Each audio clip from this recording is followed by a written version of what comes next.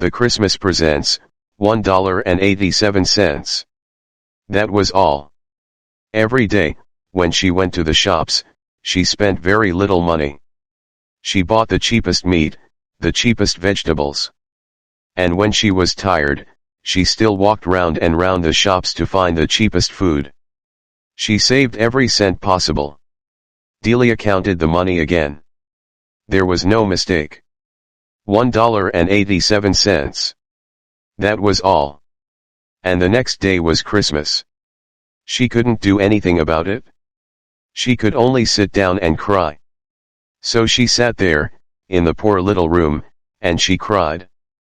Delia lived in this poor little room, in New York with her husband, James Dillingham Young. They also had a bedroom, a kitchen, and a bathroom, all poor little rooms. James Dillingham Young was lucky, because he had a job, but it was not a good job. These rooms took most of his money.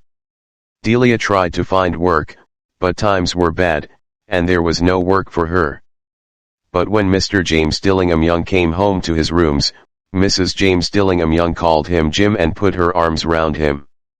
And that was good. Delia stopped crying and she washed her face. She stood by the window, and looked out at a gray cat on a gray wall in the gray road. Tomorrow was Christmas Day, and she had only $1.87 to buy Jim a Christmas present. Her Jim. She wanted very much to buy him something really fine, something to show how much she loved him. Suddenly, Delia turned round and ran over to look in the glass on the wall. Her eyes were bright. Now, the James Dillingham Youngs had two very special things. One was Jim's gold watch. It once belonged to his father, and, before that, to his grandfather. The other special thing was Delia's hair. Quickly, Delia let down her beautiful, long hair. It fell down her back, and it was almost like a coat around her. Then she put her hair up again, quickly. For a second or two she stood still, and cried a little. Then she put on her old brown coat, and her old brown hat, turned, and left the room. She went downstairs and out into the road, and her eyes were bright. She walked along by the shops, and stopped when she came to a door with Madame Eloise's hair on it. Inside there was a fat woman. She did not look like an Eloise. Quickly, Delia let down her beautiful, long hair.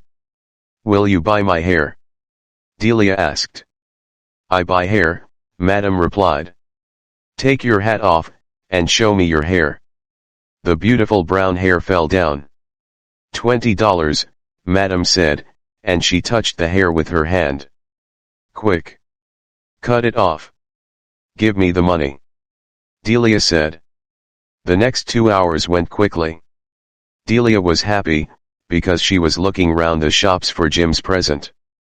At last she found it. It was a gold chain for the watch. Jim loved his watch, but it had no chain. When Delia saw this gold chain, she knew immediately that it was right for Jim. She must have it. The shop took $21 from her for it, and she hurried home with the 87 cents. When she arrived there, she looked at her very short hair in the glass. "What can I do with it?" she thought. For the next half an hour she was very busy. Then she looked again in the glass. Her hair was now in very small curls all over her head. "Oh dear! I look like a schoolgirl," she said to herself. "What's Jim going to say when he sees me?" At 7 o'clock the dinner was nearly ready and Delia was waiting.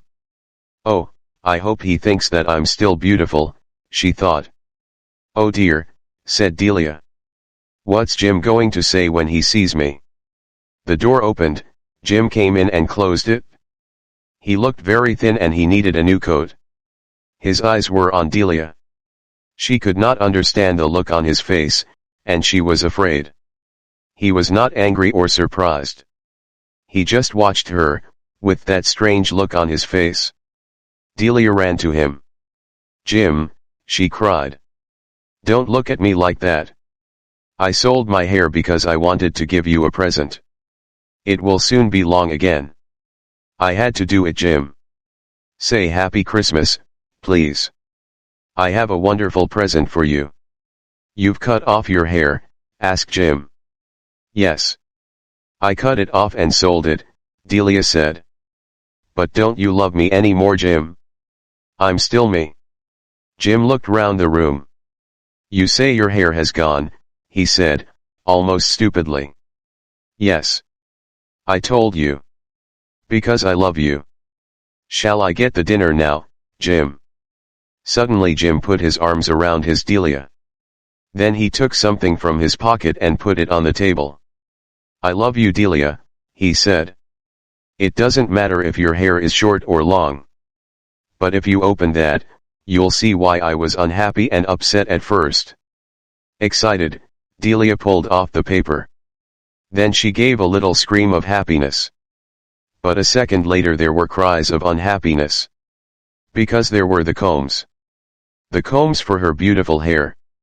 When she first saw these combs in the shop window, she wanted them. They were beautiful combs, expensive combs, and now, they were her combs. But she no longer had her hair. Delia picked them up and held them. Her eyes were full of love.